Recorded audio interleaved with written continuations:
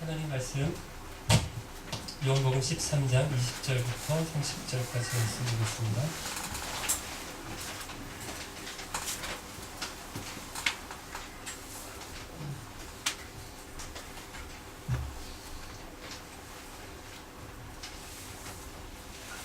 (13장) 20절부터 30절까지 저와 여러분이 한 절씩 교독하고 마지막 절을 같이 읽겠습니다.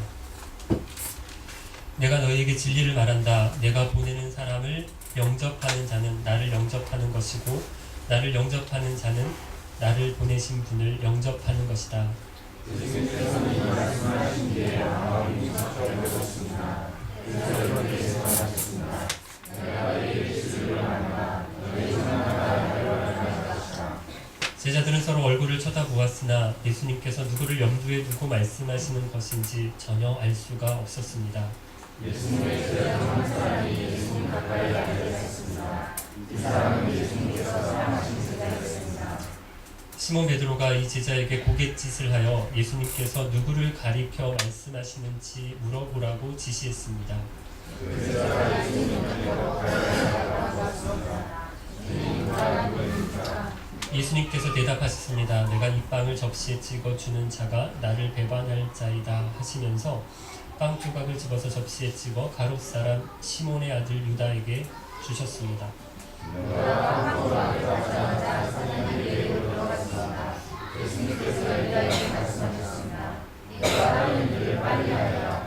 거기 앉은 사람 중에는 예수님께서 유다에게 무슨 뜻으로 이 말씀을 하셨는지 이해한 사람이 없었습니다.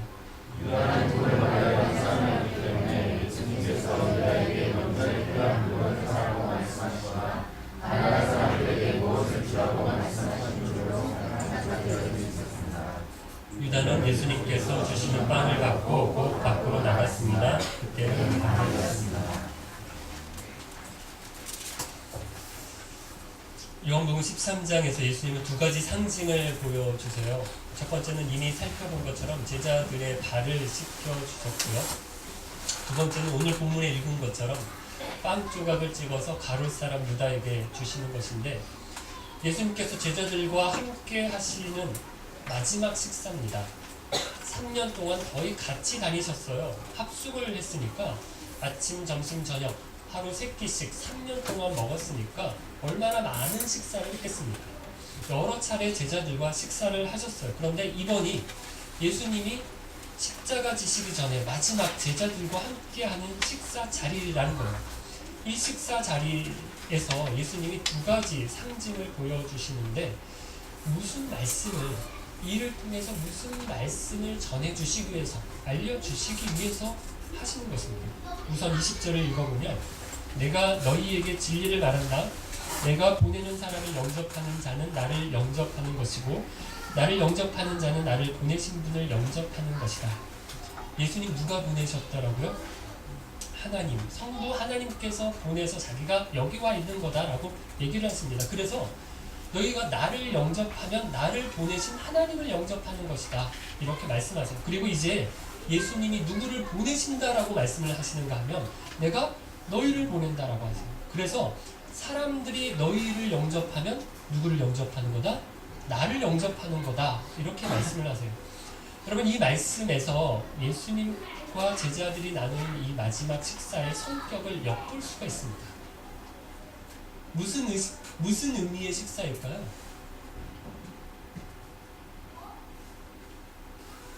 단순한 송별이 아니고, 야, 이제 너희들이랑 나랑 마지막 헤어지는 거니까 그냥 밥 한 끼나 먹자, 이렇게 해서 먹는 식사가 아니에요. 단순한 헤어지는 의미의 식사가 아니라 파송식입니다. 파송의 의미로 마지막 식사를 하시는 중이에요. 내가 아버지의 파송을 받고 여기 이 땅에 온 것처럼 나도 너희를 세상에 보낸다, 이렇게 말씀을 하시는 것입니다. 그러면서 두 가지 상징을 보여주시는데, 파송받는 너희가, 이제 세상으로 가는 너희가 염두에 두어야 할 두 가지를 가르쳐 주십니다. 첫 번째 상징은 예수님이 제자들의 발을 씻겨주시면서 예수님이 뭘 말씀하시는 겁니까? 발을 씻겨주시는 의미가 뭐라고요? 우리 너희도 이렇게 하라라고 얘기했습니다. 세 가지 이유로 발을 씻겨주셨다라고 이미 들으셨는데, 첫 번째,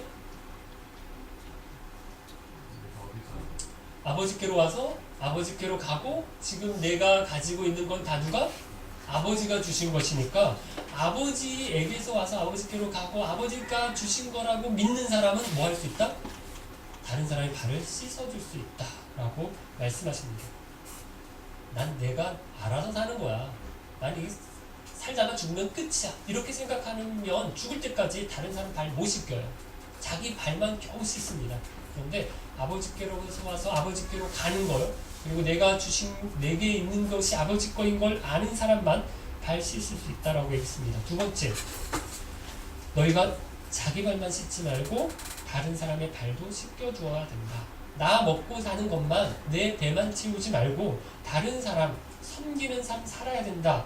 이거 가르쳐 주시기 위해서 씻겨주셨어요. 그리고 마지막 뭐였죠? 세 번째, 죄 씻음의 의미를 가르쳐 주시기 위해서. 예수님이 이제 곧 십자가 지실 텐데 이 십자가 지시는 것이 너희들의 죄를 씻기 위해서 내가 십자가를 지는 거다. 이거 미리 알려주시려고 발 씻겨주셨다라고 했습니다. 그래서 예수님이 이렇게 하셨던 것처럼 우리도 어떻게 하라고요? 다른 사람들의 발을 씻겨줘야 한다. 이거 가르쳐 주시려고 발 씻겨주신 거예요. 그러면 두 번째 상징은 뭘 말씀하는 걸까요? 왜 빵을 찍어서 바로 유다에게 주셨을까요? 이렇게 하지 말라는 거예요. 발 씻어주신 것은 너희도 이렇게 하라라는 말씀이었고요. 빵을 찍어주시는 것은 이렇게 해서는 안 된다라는 것입니다. 여러분, 가룟 유다가 예수님이 주신 빵을 받았어요. 그리고 어떻게 하죠? 30절인데 한번 읽어볼까요? 30절 말씀. 유다는 예수님께서 주시는 빵을 받고 곧 밖으로 나갔습니다. 그때는 밤이었습니다. 다들 안에 있습니다. 다른 제자들은 방 안에 예수님과 함께 있어요. 예수님이 자신을 뭐라고 하시나요? 요한복음 처음 시작할 때부터 예수님이 나는 빛이다 라는 말씀을 하셨어요. 다른 제자들은 빛 대신 예수님 곁에 예수님과 함께 방 안에 있어요. 빵을 떼면서 함께 식사를 나누고 있습니다. 그런데 가룟 유다는 어떻게 합니까? 거기서 나가요. 밖으로 나갑니다. 밖은 어떻다라고요? 밖은 깜깜한 밤이었다라고 말씀합니다. 그럼 이것이 가룟 유다가 밖으로 나갈 때 그때가 그냥 시간상으로 어두웠다, 밤이었다라고 말하는 것뿐만 아니라 영적인 상태를 가르쳐 주는 것입니다. 가룟 유다가 빛 대신 예수님 곁에서 떠나서 어디로? 세상의 어두운 곳으로 나아갔다는 거예요. 그래서 예수님이 두 번째 상징을 통해서 말씀해 주시는 것은 환한 빛 가운데서 떠나지 말라는 거예요. 예수님 곁에서 떠나지 말라는 것입니다. 어두운 밤으로 들어가지 말라라는 거예요. 예수님과 함께 있는 자리에 영적인 어두움으로 떠나지 말고 빛 대신 주님 곁에 머물러 있어야 한다는 것입니다. 그럼 가룟 유다에게 무슨 일이 있었던 걸까요? 오늘 본문을 자세하게 살펴보면 예수님이 제자들에게 너희 중에 하나가 나를 팔 거다, 나를 배반할 거다 이렇게 말씀하세요. 그러니까 제자들이 서로 얼굴을 쳐다보면서 의아해합니다. 아니 우리 중에, 우리가 누굽니까? 12 제자들이잖아요. 아니 우리 중에 누가 예수님을 배반할지, 이 말도 안 되는 얘기를 예수님이 하신다 이렇게 생각하고, 배반한다면 누가 배반한다라는 거지? 서로들 의아해하면서 쳐다봐요. 전혀 감을 못 잡아요. 그때 23절을 보니까 예수님의 제자 중에 한 사람이 예수님 가까이에 앉아 있었다라고 하고요. 이 사람이 누구라고 하죠? 예수님께서 사랑하시는 제자였다라고 하거든요. 누구를 말하는 걸까요? 사도 요한이죠. 요한이 이 요한복음을 쓰잖아요. 그래서 자기가 등장하는 곳마다 뭐라고 표현하냐면 자기 이름 요한이 이렇게 쓰지 않고요. 자기 이름 대신에 하나님, 예수님이 사랑하시는 제자였다라고 말하고 있습니다. 요한이 예수님 가까이에 바로 옆에 있었어요. 그런데 여러분, 그냥 바로 옆자리에 앉아서 식사했다라는 정도가 아니라 이 부분을 23절을 개역성경은 이렇게 번역을 했는데 예수의 품에 의지하여 누웠는지라 이렇게 번역을 했어요. 이게 뭔가 하면 요한이 왜 밥 먹다가 예수님 품에 누웠다라는 거지? 우리가 이렇게 이상하게 생각할 수 있는데 그런 게 아니고요. 이 당시 유대인의 식사 풍습을 좀 이해를 해야 하는데요. 우리가 보통 레오나르도 다빈치가 그린 천리의 만찬이라는 그림을 알고 있잖아요. 제가 띄우려고 하다가 이렇게 찾다가 잘 못 찾았어요. 그림 다 아시죠? 예수님 중앙에 앉아 계시고 같이 식사를 하는데 제자들이 6명이 오른쪽에 6명이 왼편에 예수님 중앙에 앉아서 식사를 하십니다. 그런데 이 긴 식탁에 어떻게 앉았어요? 일렬로 앉았어요. 주르륵 나란히 앉았어요. 그것도 식탁 맞은편에 이렇게 같이 마주보고 앉은 것도 아니라 어떻게 앉았어요? 그냥 이렇게 초밥집에 이렇게 주는 것처럼 이렇게 일렬로 쭉 앞만 보고 앉았어요. 무슨 기념사진 찍습니다 이렇게 하는 것처럼 그렇게 사진 그림을 그려놨는데 실제로 이렇게 식사했을까요? 아닙니다. 당시 유대 풍습은 엎드려서 식사를 했대요. 네, 베개 같은 게 있어서 왜 영화 같은 것도 보면 이렇게 식사하는 중동의 풍습이 있잖아요. 베개 같은 것이 있어서 왼쪽 팔로 이렇게 받치고요. 비스듬하게 이렇게 기울여서 누운 거예요. 그리고 오른손으로 이렇게 좀 건방져 보이시나 이렇게 식사를 이렇게 오른손으로 이렇게 했던 거죠. 그러니까 요한이 지금 예수님 품에 누웠다라고 말하는 건 예수님 위치에서 요한이 어디에 있었다라는 거예요? 왼편이에요? 오른편이에요? 그쵸, 오른편이죠. 예수님이 이렇게 식사를 하시고 그 옆에서 이렇게 있으니까 얼뜻 보면 예수님 그 품에 안겨있는, 누워있는 것처럼 보였던 거죠. 어떤 사람들은 이 부분을 가지고 요한과 예수님 사이가 좀 그런 거 아니냐, 예수님은 왜 요한을 품에 안고 식사를 하고 계시고 요한은 왜 예수님 품에 안겨서 식사를 하는 거냐, 뭐 이래가지고 또 이상한 얘기들을 하는 그런 사람들이 있는데 전혀 그런 게 아니고요. 잘 모르고 하는 말들이죠. 요한이 이렇게 예수님 옆에 거의 안긴 것처럼 누워 있으니까 베드로가 요한에게 고갯짓으로 사인을 보냅니다. 누구를 가리켜서, 예수님이 지금 누구를 가리켜서 말씀하시는 것인지 물어보라고 요한에게 사인을 보내요. 그러니까 요한이 예수님께 주님, 우리 중에 누가 주님을 배반합니까? 이렇게 물어요. 그러니까 예수님이 내가 이 빵을 접시에 집어서 주는 자가 나를 배반할 것이다 이렇게 대답하시고요. 빵 조각을 집어서 유다에게, 가룟 유다에게 줍니다. 그러니까 유다가 그 빵 조각을 받고 사단이 유다에게 들어갔다라고 나오고요. 예수님이 가룟 유다에게 뭐라고 말씀하세요? 내가 하려고 하는 일을 빨리 해라 이렇게 말씀하시고 유다가 어떻게 했어요? 문을 열고 밖으로 나갔다 이렇게 되어 있습니다. 그런데 28절 29절을 보면 한번 읽어볼까요? 28, 29절 거기 앉은 사람 중에는 예수님께서 유다에게 무슨 뜻으로 이 말씀을 하셨는지 이해한 사람이 없었습니다. 유다는 돈을 관리하던 사람이었기 때문에 예수님께서 유다에게 명절에 필요한 물건을 사라고 말씀하시거나 가난한 사람들에게 무엇을 주라고 말씀하시는 줄로 생각한 제자들이 있었습니다. 이상하죠? 예수님이 내가 빵을 집어주는 자가 나를 배반할 거다 이렇게 말씀하시고 가룟 유다에게 빵을 집어주셨어요. 그러면 제자들이 어떻게 생각해야 돼요? 가룟 유다구나. 저 녀석이 예수를 배반할 거네. 이렇게 바로 알아들었어야 돼요. 그런데 몰랐다라고 얘기합니다. 그럼 왜 그런가 하면 요한과 예수님 사이에 오간 대화는 귓속말 같은 겁니다. 바로 옆에 누웠으니까 요한이 베드로의 사인을 받고 예수님께 물었는데 어떻게? 예수님 누구예요? 이렇게 크게 얘기한 게 아니라 이렇게 해서 예수님께 요한이 물어보고 예수님 우리 중에 누가 예수님을 배반합니까? 그랬더니 예수님이 요한에게 뭐라고 대답하세요? 내가 빵을 집어주는 자가 배반할 거야. 이렇게 서로 소곤거리면서 얘기를 하는 거예요. 그러니까 사람들은 무슨 말만 들었어요? 요한과 예수님 사이에 오갔던 그런 얘기는 못 들었어요. 예수님이 가룟 유다에게 빵을 집어주시고 나서 내가 하려는 일을 해라, 빨리 해라 이 말만 들은 겁니다. 그러니까 예수님이 무슨 말을 하신 건지, 가룟 유다가 왜 나갔는지, 가룟 유다가 돈 관리하는 사람이니까 지금 우리 명절에 뭐 쓸 게 있어서 사러 나갔나? 아니면 가난한 사람들에게 구제를 하러 나갔나? 이렇게 의아해했던 것입니다. 그런데 누구는 알았을까요? 요한은 알았겠죠. 아, 가룟 유다구나 라고 하는 걸 요한은 알았을 겁니다. 이상이 오늘 본문의 이야기인데요. 오늘 본문의 말씀을 가지고 두 가지를 살펴보려고 합니다. 첫 번째는 가룟 유다를 향한 예수님의 안타까운 마음인데요. 예수님은 가룟 유다가 자신을 배반할 거라는 것을 이미 오래전부터 알고 계셨어요. 그런데도 어떻게 하십니까? 21절에 보면 예수님의 마음이 무척 괴로우셨다라고 합니다. 개역 성경은 심령에 민망하셨다라고 표현하는데 안타까우셨다는 거예요.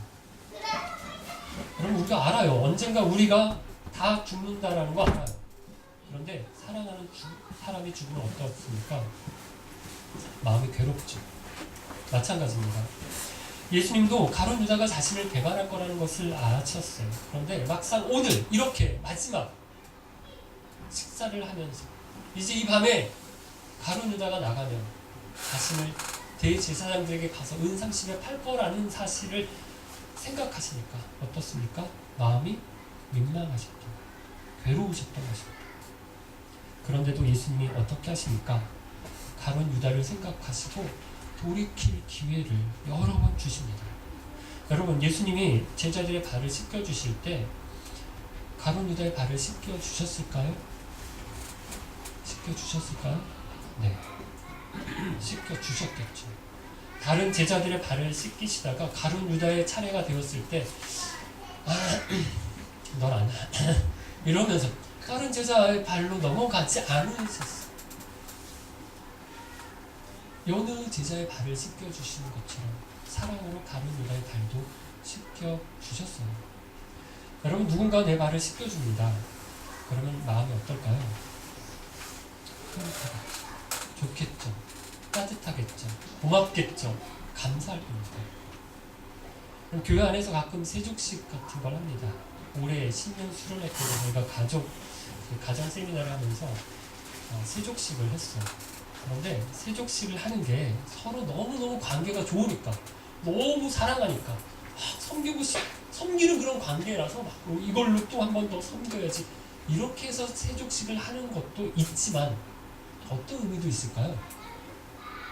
세족식을 하면서 서로 사랑의 마음이 감사의 마음이 섬기는 마음이 더 풍성하게 일어나기를 기대하는 마음도 있습니다.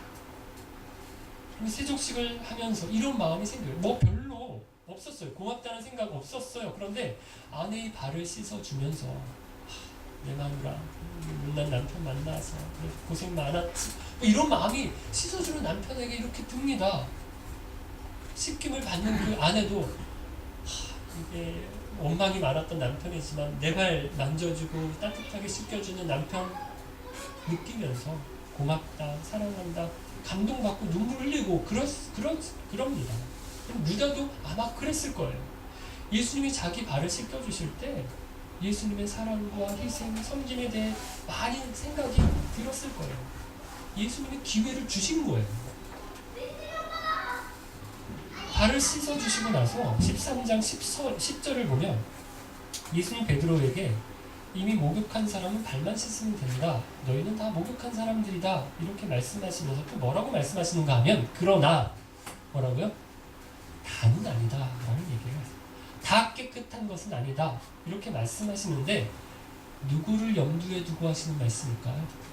가룟 유다죠. 너희들이 다 깨끗한데 다는 아니다 라고 얘기하시는 건 가룟 유다를 염두에 두고 말씀하신 것입니다.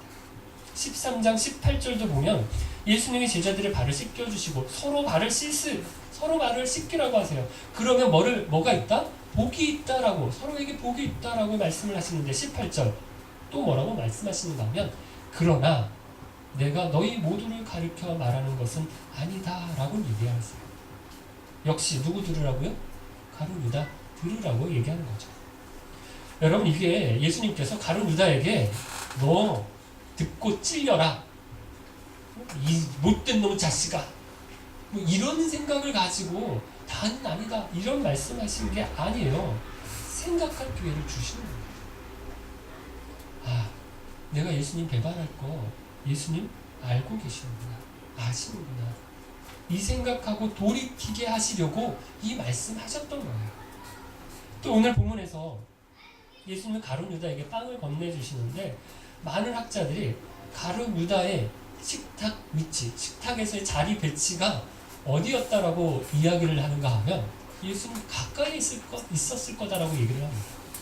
예수님 바로 오른편에 요한이 있었으니까 아마 바로 왼편에 가룟 유다가 있었든지 아니면 적어도 예수님 옆자리 정도에 있지 않았겠었을까라고 학자들이 그렇게 이야기들을 해요.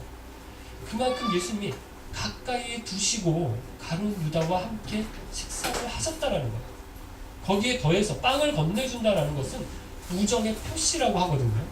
가까운 관계, 우정의 표시로 예수님이 가룟 유다에게 특별히 빵을 건네주셨어요.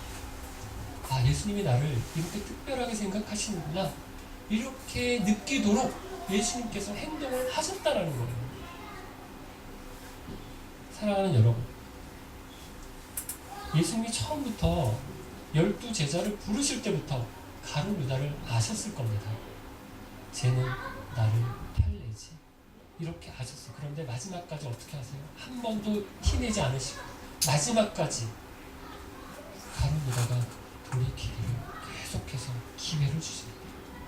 마음의 민망함을 가지고 끝까지 기회를 주십니다. 여러분, 누군가를 향해서 저와 여러분이 이런 마음을 가지고 있나요?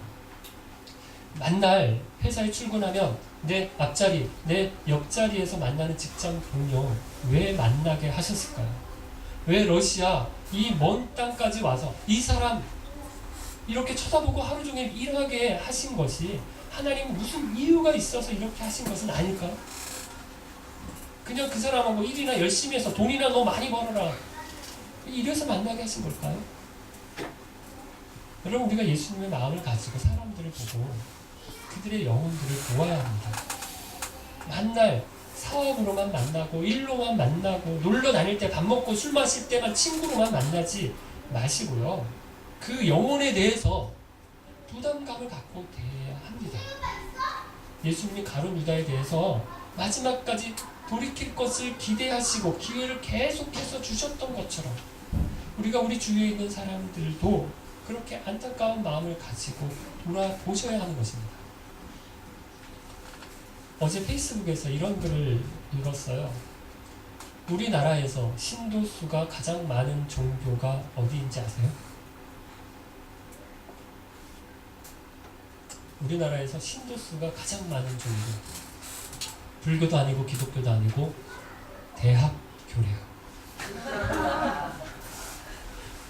다들 명문대학 들어가는데 목을 맨다는 거죠. 대학교 신도들이라는 거예요. 지난주에 수능이 있었는데 나라가 들썩거렸잖아요. 여러분, 아이들 대학 들어가는 데는 우리가 다 열을 올려요. 그런데 천국 들어가는 데에는 별로 관심 없어요. 어느 집에 누가 어느 대학에 들어갔다, 관심이 많습니다. 그런데 그 사람들이 천국 들어가는 거에 대해서는 별로 관심 없어요. 특별히 우리 교회는 전도해야 될 분들을 VIP라고 부르는데 귀하게 여기잖아요. 특별하게 생각해서 그 사람들을 VIP 대접하고 섬기듯이 잘 대접하고 섬기잖아요. 우리의 기도를 통해서, 우리의 섬김을 통해서 한 영혼이 주님 앞에 돌아오면, 한 영혼이 천국으로 들어갈 수 있다면 우리 주님이 얼마나 기뻐하시겠습니까? 주님의 마음과 주님의 열심을 품고 영혼을 돌아보시는 저와 여러분 되시기를 바랍니다. 두 번째, 오늘 본문에서 생각해 보고 싶은 것은 가룟 유다입니다. 가룟 유다의 완악함이에요. 여러분, 이렇게 예수님께서 열심을 보여주셨어요. 돌이키라고 계속해서 기회를, 찬스를 주셨어요. 그런데 유다가 어떻게 합니까? 밤으로 밖으로 나가버립니다. 예수님을 배반하는 사람이 가룟 유다라고 하는 사실이 참 믿기 어렵습니다. 왜 그런가요? 유다가 예수님을 몇 년 따라다녔는가 하면 3년입니다. 3년 내내 아침에 예수님 저 왔습니다 하고 예수님 만났다가 점심 먹고 수업 끝나고 다녀오겠습니다. 이제 집에 가겠습니다. 인사하고 안녕히 계세요 하고 집에 가서 그 다음날 또 와서 수업 듣고 또 가고 이렇게 만난 게 아니라 3년 내내 어떻게 했어요? 같이 먹고 자고 같이 다니셨어요. 3년 내내 동행했습니다.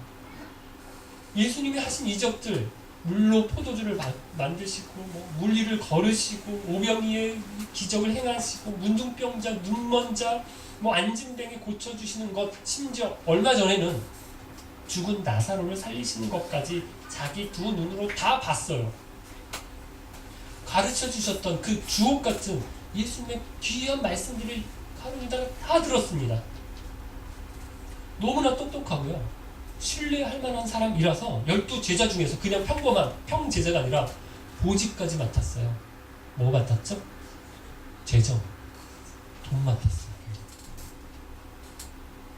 돈 관리를 맡았던 제자입니다. 그런데 예수님을 배반해요. 여러분, 좋은 본을 보는 것만으로 충분하지 않습니다. 좋은 부모 밑에서 자라면 다 바르게 자라는 게 아니잖아요.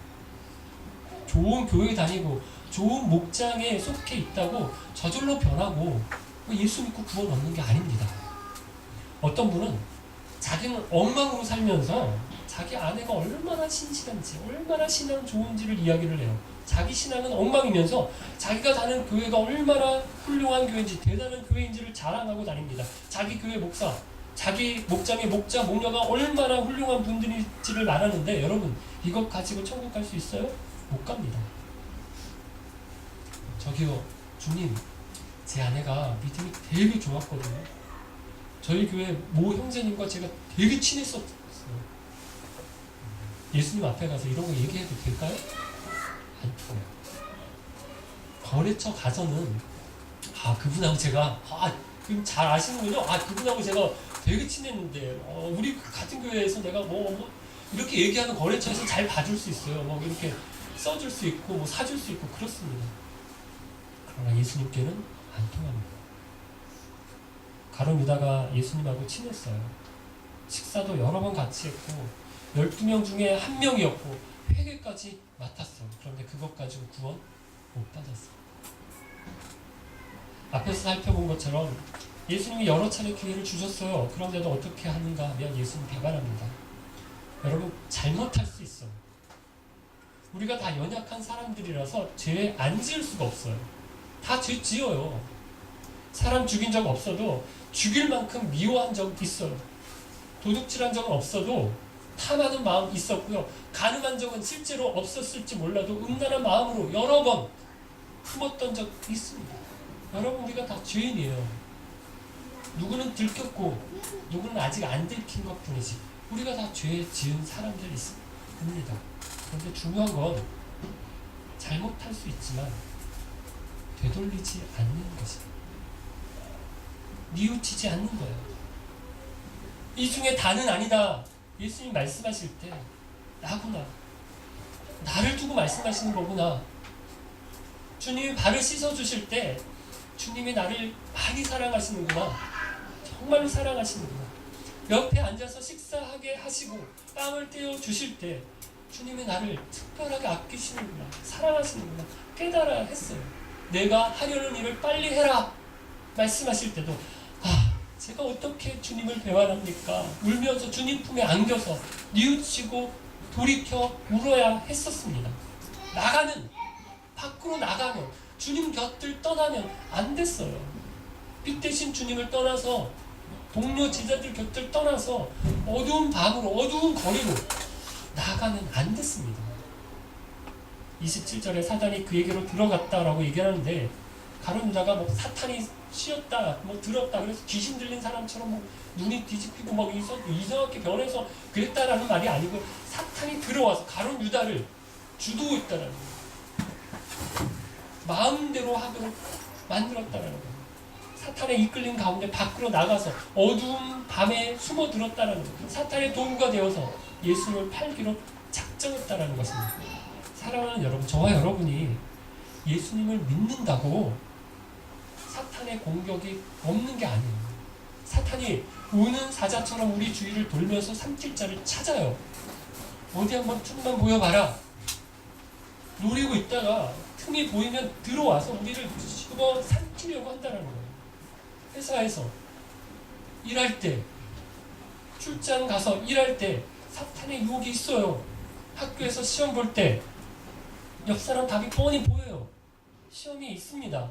집에 있을 때, 스마트폰 할 때, 인터넷 할 때, 무슨 일을 할 때 유혹이 있어요. 일이 없을 때, 안 풀릴 때도 이게 다 무슨 소용이냐, 허탈감에 빠지고 우울증에 빠지게 하고요. 일이 잘 될 때, 바쁠 때 하나님 멀어지게 할 수도 있어요. 여러분, 사탄이 시도 때도 없이 어디에서든지 우리를 공격합니다.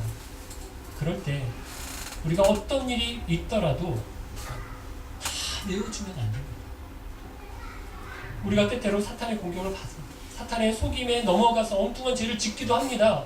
그러나 다 내어주면 안 됩니다. 악한 생각이 들어올 때 끌어야 됩니다.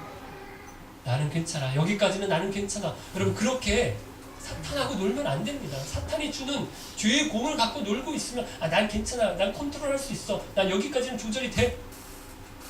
그럼 장난을 쳐도 가지고 놀 게 없어도 사탄이 주는 공 가지고, 죄의 공 가지고는 놀면 안 되죠. 그래서 여러분, 야고보서 4장 7절 이렇게 말씀합니다. 마귀를 대적하라. 그러면 너희를 피하리라. 사탄을 대적하자.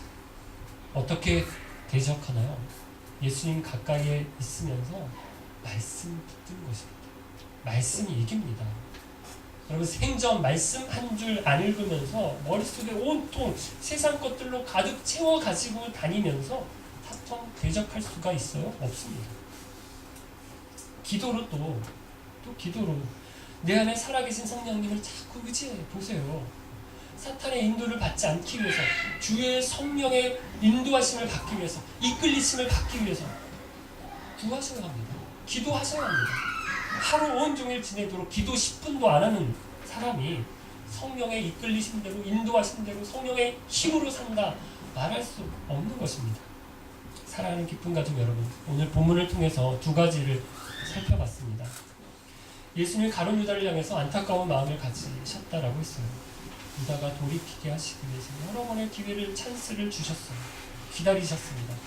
우리 주위에 우리가 돌아보아야 할 영혼이 있습니까? VIP가 있습니까? 누군지 한번 돌아보시기를 바라고요. 관심과 사랑으로, 기도와 섬김으로 도와주시는 저와 여러분 되시기를 바라고, 두 번째, 가룟 유다의 완악함에 대해서 말씀을 들었습니다. 예수님 떠나서 사탄에게 빛에서 어두움으로 나가면 안 된다 라고 말씀을 드렸습니다. 잘못할 수 있어요. 하지만 죄 지을 수 있습니다. 하지만 돌이킬 기회를 주실 때 주님 앞에 나아가시기를 바랍니다.